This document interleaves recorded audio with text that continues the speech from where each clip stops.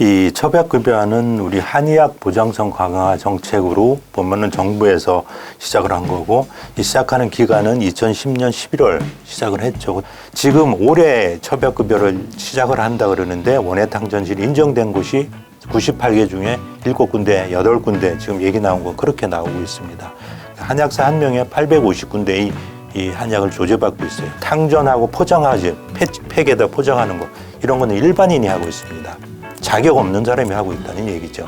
무자격자가 왜 근무하냐 보면 결국 한약사는 뭐든 다 시간적으로 지금 얘기했듯이 다 할 수가 없어요. 한의사 선생님이 잘 조제를 만들어가지고 잘 끓여가지고 정성껏 마지막에까지 하는 걸로 알고 있지만 사실은 보면 무자격자가 이 탕전을 하고 있습니다. 이게 원예탕전실의 문제이기 때문에 그래서 저희가 한의학 분업을 얘기하라고 얘기를 합니다. 96년도에 중재를 하면서 3년 후 의학 분업이 시행되면 그 후 3년 후에는 반드시 한의학 분업을 시행한다. 그럼 우리가 의학 분업한 게 2000년입니다. 그러면 3년 지나고 나서부터 한의학 분업이 시작을 돼야 되는 거거든요. 그리고 지금 말한 대로 이 무자격자가 조제를 이 탕전을 하고 있는 이런 상황에서는 한방 의학 분업을 위해서 있는 한약사를 먼저 활용을 하고 이 사람들에 대해서는 이 한의학 분업을 한 다음에 그 다음에 사실 첩약급여화를 하든가 이런 게 사실 순서가 된다는 거죠.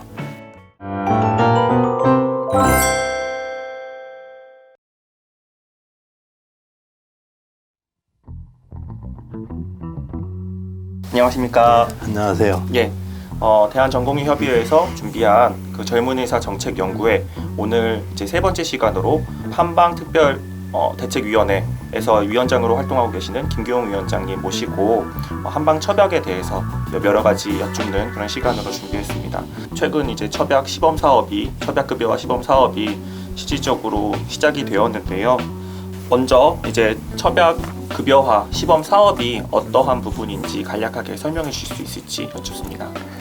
이 첩약급여는 우리 한의학 보장성 강화 정책으로 보면은 정부에서 시작을 한 거고, 이 시작하는 기간은 2010년 11월 시작을 했죠. 그때부터 3년 동안입니다. 2013년 10월까지 이 시행이 될 겁니다.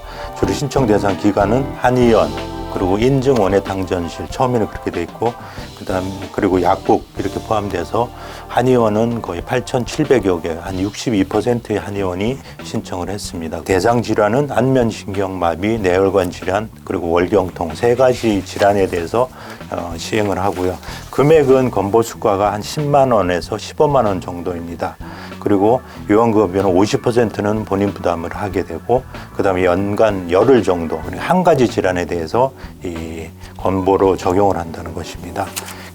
이 원예탕전실이라는 용어가 새로 나오는데, 탕전이라는 것이 우리가 보면은 그걸 끓이는 것입니다. 옛날 보면 냄새, 한약 냄새 나는 그걸 끓이는 것이 탕전실이 되는데, 이게 탕전실의 종류가 세 가지가 됩니다. 이제 원내탕전실에는 한의원 내에 그 끓이는 기관이 있는 거, 그리고 원외 탕전실은 밖에서 끓이는 것이 됩니다. 그리고 원외 탕전실이 지금 주로 많이 사용하는 이유가 건물 내에서 한약을 끓이고 이러다 보면은 다리고 이러는 거에 대해서 냄새가 나기 때문에 원외 탕전실을 많이 선호를 하고, 한의원 중에서 41% 정도가 원외 탕전실을 이용하고 있습니다. 그리고 이 원외 탕전실이라는 거는 이 한의원이 부속 시설이지만 한의원 외부에 있는데, 문제는 이게 거리가 떨어져도 돼요. 100km 정도를 떨어져도 상관이 없어요. 근데 100km가 떨어져 이어서 관리 감독하는 문제가 있을 텐데 그건 나중에 말씀을 드리고, 또 공동탕전실이라는 것은 대개 2곳 이상의 한의원에서 탕전을 하게 되는 그런 그 기관이 공동탕전실이 되고, 그러니까 원예탕전실은 대개 공동으로 하기 때문에 공동탕전실이 됩니다. 이 원예탕전실은 한의사만 설치할 수가 있어요. 약사라든가 한약사는 설치할 수가 없습니다.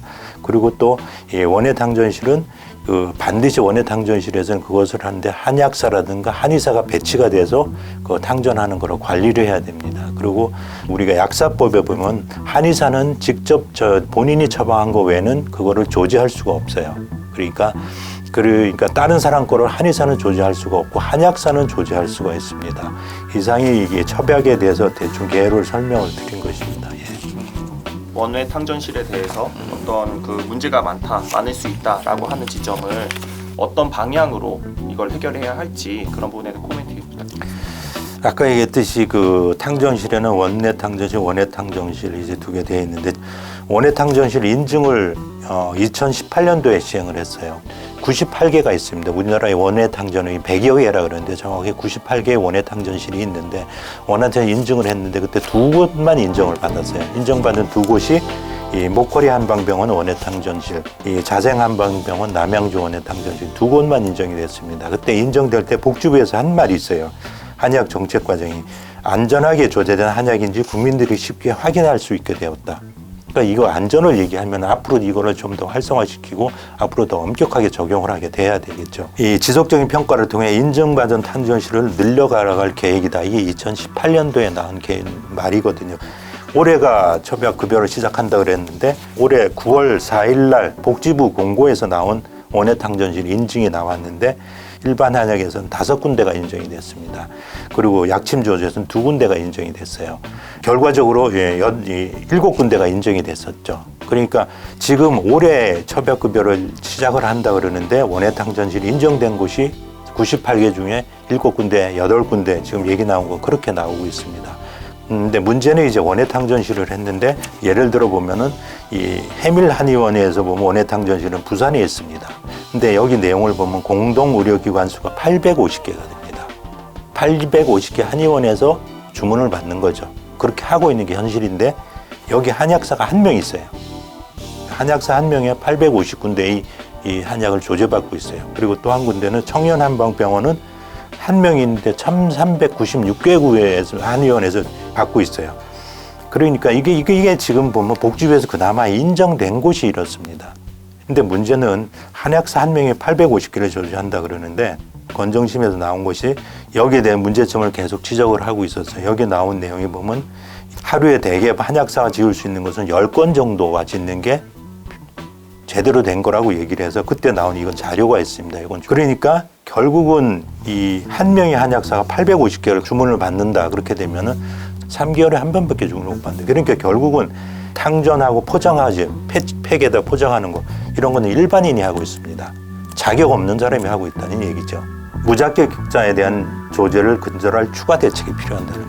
무자격자가 왜 근무하냐 보면 결국 한약사는 뭐든 다 시간적으로 지금 얘기했듯이 다 할 수가 없어요. 한의원 한의사 선생님이 잘 조제를 만들어 가지고 잘 끓여 가지고 정성껏 마지막에까지 하는 걸로 알고 있지만 사실은 보면 무자격자가 이 탕전을 하고 있습니다. 이게 원예탕전실의 문제이기 때문에 지금 저희가 주장하는 건 인정 안 받은 원예탕전실을 아예 없애라 그렇게 주장하고 있습니다. 그러니까 이게 사실 문제가 많이 되고 있습니다.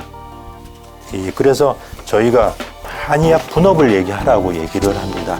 경희대 한의학과 홈페이지를 보면 한의학과가 생긴 이유에 대해서 설명을 하는데 1993년도에 그전에 한의사하고 약사도 그전에는 보약을 좀 짓고 그랬기 때문에 거기에 조제권 분쟁이 있었습니다. 누가 한약을 짓느냐.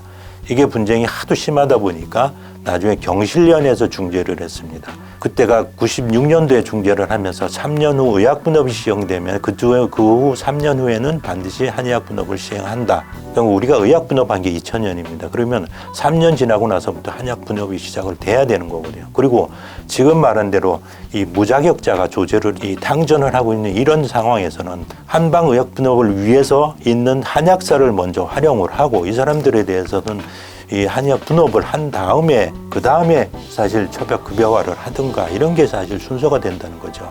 그런 과정이 없이 그냥 일단 진행하면서 하겠다는 건 문제고 그래서 가장 지금 급박한 거는 한방의학 분업을 먼저 시행을 하는 게 우선이라고 생각을 합니다.